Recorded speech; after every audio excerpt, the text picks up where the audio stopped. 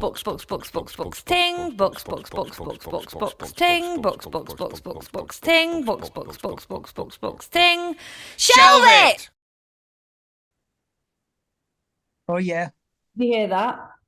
I did. The authoritative That's voice it. of the American woman. Well, so she should be authoritative because you are the first of the Eggs 2023 book club, the first book that I have read. Yay! And it was brilliant. Yeah, I absolutely loved it. The reason why I've done this, and this is the first one, this is the first video I ever made because I don't really do this sort of Zoom, talking shit really, is because I just started chatting people for the last few years about books. Amazing. On the Lovely Eggs page, because I don't know about you, but I'm a big reader. Yeah. I think records get a good enough shout. Like people play records every day on the radio, that you're getting new stuff. You go on Spotify. Yeah. Spotify's feeding you new stuff. You go out to a band, you see the support bands. That's all new to you. But you like it gets to a point with books where you just don't know what else to read, and then it's quite overwhelming. It is, and you definitely don't want to go into a bookshop and the one that they say read is the one that you don't want to read. That's true. That's true. I've got a friend who works in a bookshop who's a big reader, and he's always recommended me things, but I don't read fast enough. So like, well, that's me. This is the Eggs 2023 slow-paced book club. It's a slow-paced book club because everything's read at the pace that I read, right? So we don't go into the book till I finish reading it, and I pick them all as well. Okay. It seems like something of a dictatorship, but that's a good thing. It is a little bit, but what it was for the past 2 years, I just published a list of everything I'd read that year. I do a big book pile. It's just gratifying. All what I've read in the entire year and all the different, and then I've published it a couple of times and people have chipped in and gone, oh, that's brilliant. Oh no, I've read that for years. Oh, if you've read that, you'll like that. Oh, you should try so and so. Like do a book club. And then at first I said I didn't know how to do a book club, and I still don't know how to do a book club. But I thought if I read a book and then speak to people about that book, that's like a book club a bit, isn't it? 100%. So 100%. This is the book club. Okay. So can I talk to you about books? Of course you can. Yeah. Like, how much do you read? I go through kind of phases. When I'm reading a lot, I probably read a couple of books a month. But then I'll go through, maybe when I'm really, you know what it's like when you're making music. Sometimes you're just so involved in that you kind of can't think about anything else other than your rough mixes or your whatever. So like I'll kind of dip in and out, but when I'm reading, I'll read a couple of books a month, but I also listen to audiobooks. So I'm usually reading in some way or other a few books at once. The book I'm reading right now is kind of funny because you were talking about it taking a long time. And this book, Our Share of Night by Mariana Enriquez, is so fucking massive that is. It may be the only book I read this year, but it's so good. So far, it's great. I'm loving it. Girth doesn't put me off, though, at all. Yeah, oh, no, me neither. And that's one thing, like, sometimes, especially when I'm on tour, I'll read things on my Kindle just because it's exhausting carrying books all around the place. And I'll read a book reasonably fast and then see it in a shop, and I won't realize how massive it was because I've just been in it and just enjoyed it and just read it till it's finished. Yeah, see, I've not gone over to the Kindle. I've not done any Kindleage. I've just I've to real life books, and I was going to say 2 books a month is quite a lot. I think I don't know. Okay. So I get through that. I am quite slow, but then I do pissed reading as well because I read every night, like no matter when. So I'll come back on a Saturday night after a night out, and I will read. Like I take my books everywhere. I take them to festivals, and it's there. Amazing. got a head torch and I'm reading a page and like the words are everywhere, but it's just like a ritual to me. Yeah, that's good. I need to. Oh, here's my dog, by the way. Yay! Do you want to meet Prince? Oh, look at him! Oh, what a superstar! Yeah. That's a good philosophy. I should be more like that. But I really enjoy it. I definitely, especially with audiobooks, I think it's made because I was really into running last year. I was training to do a marathon, and then I got bloody COVID 2 weeks before the marathon. So I was out running loads and loads, and I listened to so many books, and I like listened to quite a lot of books that I'd loved when I was younger, just because I thought, because my memory's crap too. So like, it's like reading a new book, especially ones like, I mean, I'm 46, so like books that I read when I was a teenager, I've no idea. I just remember that I liked them, you know? I'm getting that way. Yeah. With books. But I feel like there's so many books that are out there that it'd be a waste to read one twice. Do you know what I mean? But there are certain books. That's true. So have you got a book that you would recommend? Is the book that you always would recommend if you? Yeah, I think probably, and he's probably my favorite writer for quite a lot of reasons, but Hubert Selby Jr. Right, yeah. And his first book, Last Exit to Brooklyn, which is really brutal. I've not read it for a while, to be honest. I'd probably be kind of like needing a lie down after reading it these days, but I love it for so many reasons. It's really visceral, but it's also he wrote it because he didn't think he'd done much with his life, and he kind of was like, I'm just going to teach myself to write. I think he was in his 40s. He was like a bit older, and he just was having a real health issue, and it just seems the most punk rock thing ever to just be like, I'm going to decide to do something, and I'm just going to do it, which I kind of really kind of aligns with my kind of musical philosophy as well. You know, like I think anyone could make music, and I also kind of think anyone could write a book. I mean, the fact that I've managed to write a bloody book kind of show anyone could write a book. I'm in a band, so there you go. Well, I mean, have you written a book? You could totally write a book. I know, but you're saying that anyone can do music. That's me, and anyone can write a book. That's you. There you go. Well, it's me in a band too. Do you know what I mean? I just decided to do it, and I did it. You know, it's kind of like I think our lives are whatever we decide them to be, and too many people kind of feel that they have to do whatever is kind of expected of them or anything like that. And I think Hubert Selby Jr. I mean, he wrote that book before the word punk rock was flying around. But that's the most punk rock thing of all time. Just going, fuck it, I'm going to do something, and it ended up being amazing because he did it with the right spirit and with his heart behind it.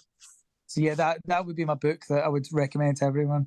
Ace. I read that book. It's a good book. It's really good. But I know what you mean about feeling. I remember rereading Junkie a while ago, going, I've read this, but when I was like 15, and it made me feel, parts of it made me feel quite ill, and I just thought, I'm getting too old for this. Do you know what I mean? Well, I think that, and maybe this is just me, but I think your empathy grows as you get older because you meet more people. And you can relate to more people's experiences. So probably when I first read, and same as you, probably when you first read like Last Exit to Brooklyn, they seemed like fantastical characters. Whereas now you're like, oh God, I know people like that. Yeah. I know people whose lives have ended up like that. Or same with Junkie or whatever. You're like, God, I know people's fucking lives have really been fucked up by choices they've made or whatever. So yeah, I think that's just a symptom of having more experience. And what's the last book you read? Last book I read, I read quite a lot of biographies. I read Martin O'Neill, the football manager's biography, which I loved. Yeah, I'm a big Celtic supporter, and I've met him too. He's a lovely man, really smart guy. So yeah, that was the last book. So it's actually kind of quite a big, because this big thick Our Share of Night thing is like total like supernatural weirdness. So like that kind of contrasted with a real life story of Nottingham Forest winning the European Cup.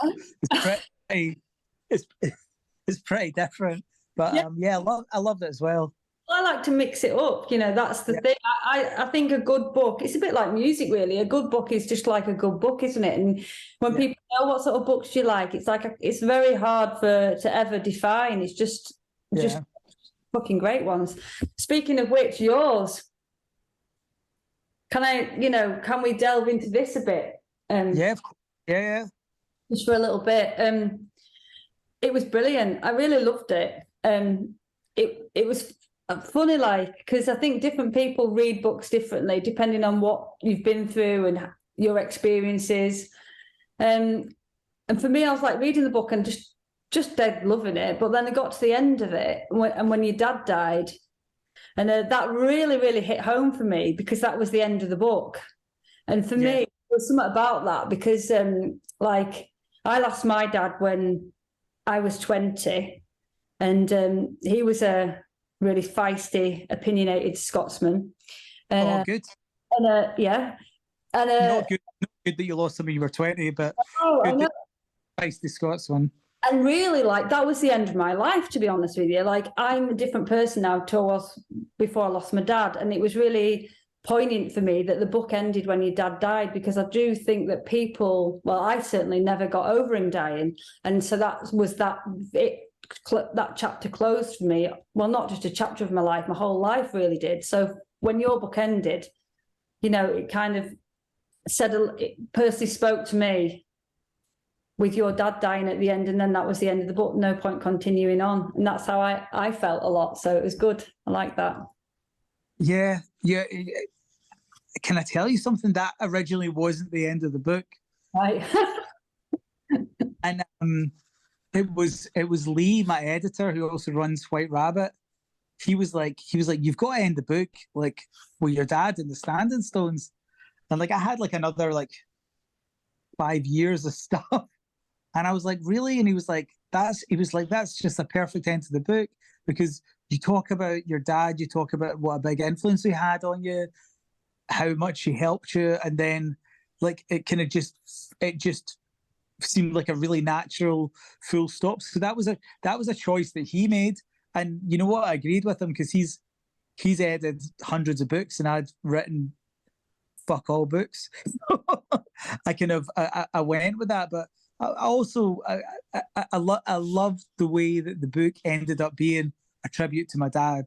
He was a brilliant dude, and he would have been so amused and astounded that I'd written a book, because I was the most useless pupil. It just didn't give a flying fuck about school or anything. And I read books when I was young, but it was just Stephen King and books about Hendrix. That was it. Do you know what I mean? Whereas he was T.S. Eliot and James Joyce and grown-up books, and I read back then, especially, I read a lot more comics than books. So I love the fact that I'd actually written a book and managed to make it a tribute to my dad. He would have thought that was really funny. Yeah, well, it was great. I mean, I was I just thought you got it so spot on, but I wanted to know, how do you remember it all? So much substances and booze consumed. I mean, I look back, because I was in a band in the 90s, and bloody hell, I try and remember all the stuff we did, and it's incredible. And I'm reading your book, and I'm reading about the freeboot in Brighton, going, oh my God, I remember the freeboot. How the hell does he remember that? I'd forgotten all about that. Yeah. Well, did you do it yourself, or did you have to ask people? Or yeah, because my memory's famously shit, actually. And thankfully, I'm still on speaking terms with 95% of the people involved in all that stuff. So And actually, it's kind of two answers in one, but like an answer to a question you haven't asked. But the best thing about writing the book was getting reacquainted with my old friends, because I almost had to, but it wasn't like people I'd fallen out with, but just people I hadn't seen much, and just like going for lunch and talking about things, and it was great, and just realizing how lucky I am to have known so many people, great people. And but yeah, I relied on lots of other people's memories. Martin, Mogwai's drummer, he got really sick of me phoning him all the time, because the first few times I was like, "Oh, hello, Stuart, how you doing? Nice to hear from you." I'm like, "I'm good. Do you remember who supported us in 1998 when we played it?" And like after a few days, he was like, he realized that I just realized that he was the one with a good memory. Right. So after a few weeks of it, because the book obviously took a while, he was just like, "What is it?" when I phone up. But yeah, no, I would rely on other people. But I really, that was actually one of the funnest things about the whole process, was kind of getting back in touch with people that I hadn't seen much, spoken to enough. And yeah, I hope I remember to thank them all. There's a big list of thanks at the end. Pretty much everyone that's thanked at the end is someone who I sat down and asked about things. I think it was cute reading some of the names in there, because like names came up like Stevie Dreads and Stevie Broadfoot and stuff, and these were all people that we knew from back. A band called Astrid, who were from Glasgow. Yeah, of course. Yeah. We used to go on tour with them a load. The band that I was in back there, I was in this band called Angelica, and we go on tour together quite a bit. And it would always be either Stevie Broadfoot or Stevie Dreads, like driving us. And the funny times, I mean, like, I just feel like we didn't really go on tour that much, and only in the UK. And when I read your book and seeing how many countries you went to, and knowing the level of fun and partying that we had back with Astrid, it's like off the scale. It just makes me think, oh my God, how have you survived? Do you know what I mean? I know. I thought that about myself. But I mean, you like those two characters, like Stevie Dreads, who's obviously still around, still see Stevie quite a bit. He's Belle Sebastian's tour manager now, and Stevie Broadfoot, who only toured with us for 3 months or something. But what a unique man, and a lovely man, also incredibly difficult person. but you know what? For all his unusualness, a really warm and lovely person. And that was one thing after the book. I kind of realized how kind of lucky I was to had these experiences and know all these people. And yeah, and Willie and Charlie are back up in the Isle of Lewis. Yeah, well. They've got kids, haven't they? Yeah, and Charlie's involved in setting that festival up. There's like big festival in Stornoway, which looks amazing. So yeah, they're all doing great, which is cool. They're doing well, aren't they? The lovely blokes. Yeah, I had some really good, funny party times. In fact, we had a bit of a lost weekend. Me and Claire from the band Angelica, we went up to Glasgow and we disappeared for 2 or 3 days, and then came back to Lancaster, just billing, worse for all. Do you know what I mean? What has happened to us? Well, we've just been out with Astrid. That's what. Yeah.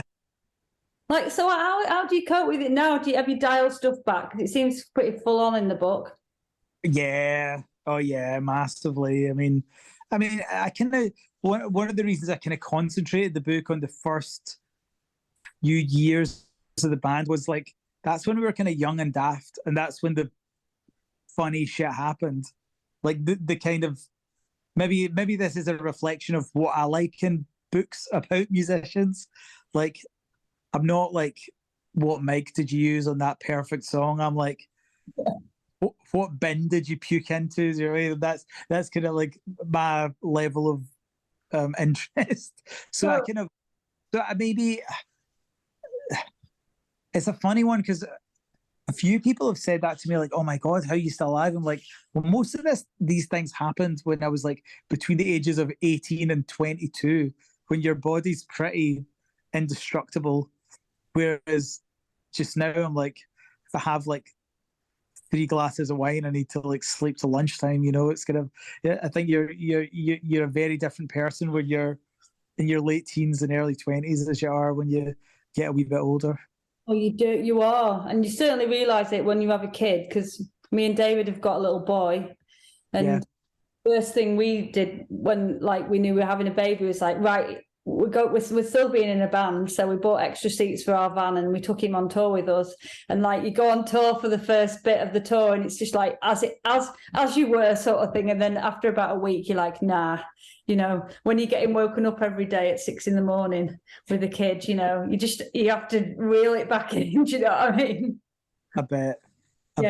In fact, I'm not comparing parenting to having a pet, but Prince, our dog, wasn't well, and I had to take him on tour a few weeks ago, and I had to get up all the time, and just being that kind of interrupted sleep, it just saps your energy, So I can only imagine what being on tour with a baby's like. It must be pretty tiring. It is, but then I have had so many shit jobs over the years that, like I just don't want to lose being in a band. It's just so good. Do you know what I mean? Yeah. It's still great.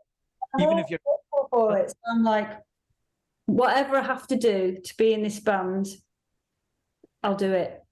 Amazing. That's the best attitude. Because it is a privilege, getting to make music. It really is. I got that from your book. I really got that. Like you were like dead grateful all the time. Like, oh my God, I'm in Sydney. I mean, like I'm looking at the Sydney fucking Opera House. And like, I feel like that if we got to go to Australia, it's just like the privilege. I mean, like I was going to say to you about like Tarbox. When I was reading about that, we've been lucky enough to go over to mix 2 of our albums over with Dave. And that's just an amazing place. Yeah, it's a magical place, isn't it? And I hope I kind of got that across in the book. And like, obviously, Dave and his family, and like, it's what kind of what he's created, and kind of all the things he's done. Like, it's such an inspiration, And obviously, he's been insanely successful. But even ignoring that, just being able to have your own space where you can do your own thing, and they kind of put everything out in the line to make that happen as well. I've kind of got all the admiration in the world for Dave and Mary. They're amazing. And I love the fact that it's not in New York, because I know in your book you said you wanted to go to New York and then you didn't realise it was upstate New York. But yeah, we had no idea. I had no idea. I didn't know that upstate New York was a thing. Well, no, I don't think I did till I thought about it. But Prince, come on. The fact that it is there, though, like where they live, where they're from, they haven't moved. Do you know what I mean? Makes me respect Dave and Mary loads. Yeah, I mean, I don't know if he's had this conversation with you, but the last time I saw him, he was so proud that he hadn't been on a plane for 10 years. Yeah, I kept saying, like, when are you going to come over? Like, we can show you around, and yeah. No interest. I don't think he's even got a passport, has he? What's that? I don't think he's even got a passport. Probably not. It's probably expired. Yeah, but I mean, he'd done it years. He'd been on tour, and I guess he's one of these people who's just like, yeah, I can tick that off. I've done it, and I kind of love that. I love being able to kind of make your own space and just say, well, this is what I do, and I don't have to go anywhere to do it. Yeah, it's amazing. Really great. And the recent albums that you did with him have just done bonkers amazing, haven't they? Yeah, it's insane. And especially the last one, because it was such a ball ache to make, because we made it in the pandemic, and we had Dave on Zoom, and yeah, it was crazy, but yeah, it's really weird. Originally, I kind of thought about ending the book on all that, and then I just thought it would seem so Alan Partridge. Yeah, Right, I thought ending on the death of my father was a bit more poignant than ending on the #1 album. No, it was. But I also liked. For me, it was interesting reading about you going through the different relationships with different labels. You know, releasing stuff yourself, because like that's what we do. We just release all our own stuff.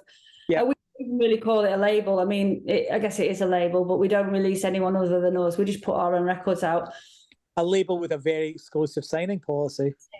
That's it. And doing that, and then setting up Rock Action, and then going to Chemical Underground, yeah, and moving to Pias, and then back to Rock Action.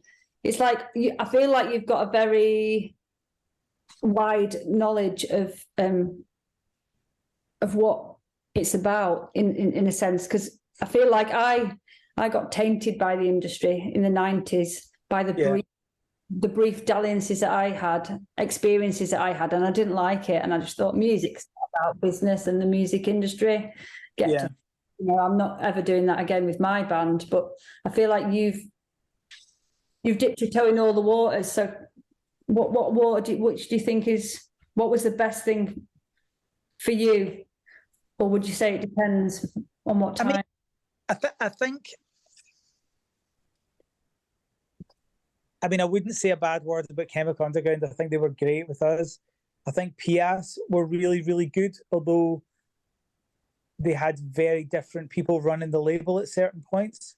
So at some points, there was people who maybe weren't the kind of people we would choose to work with. They weren't bad people, but they were maybe just not quite as non-conformist as us. But I mean, I think the boat we're both in is the best one. I think putting your own records out is the way to do it, especially now that like people buy less records. You may as well do it yourself. True, but it's a bit of a baptism of fire. I mean, we love what we do. We love doing it ourselves in a way, but we don't know what the fuck we're doing. We've not got a fucking. No one does. No one knows what they're doing. Really? I don't think. Are they all just bullshitters who take too much coke? Is that what it is? I think if anyone pretends they know what they're doing, then you don't trust them. I think it's just try things, and if it works, keep doing those things, and if something doesn't work, do less of that. I think it's I don't think there's a right and wrong way. It's just one good thing about social media is you can find the people that like your music and you can tell them about it without like get fucking full page adverts and NME and all this kind of stuff, like. Yeah, and it is all bullshit, isn't it? That really, that's what I hate. I hate all that bullshit, and I think if you're doing things yourself, it does allow you to snip all that out. And I was really pleased for you when you did so well with your albums, because I just thought you've done them yourself, you've put them out yourself, and it's a one to independent music, isn't it? Really, in every sense of the word.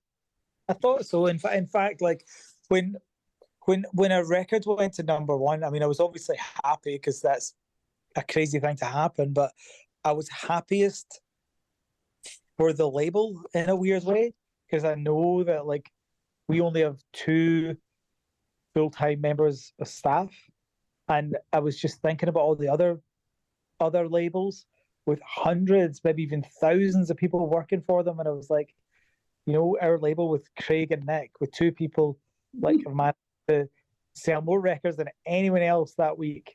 And and obviously I'm proud of the record because we made it, but like that was the thing that really kind of stuck in my head as like, it seemed to me to be a really big deal, like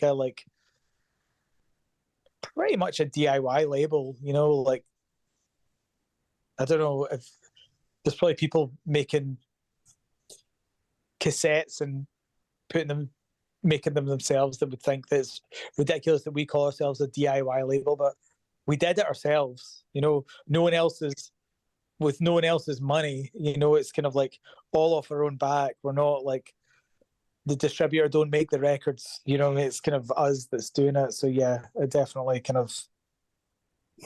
was proud of that. Well, I'm going to let you go.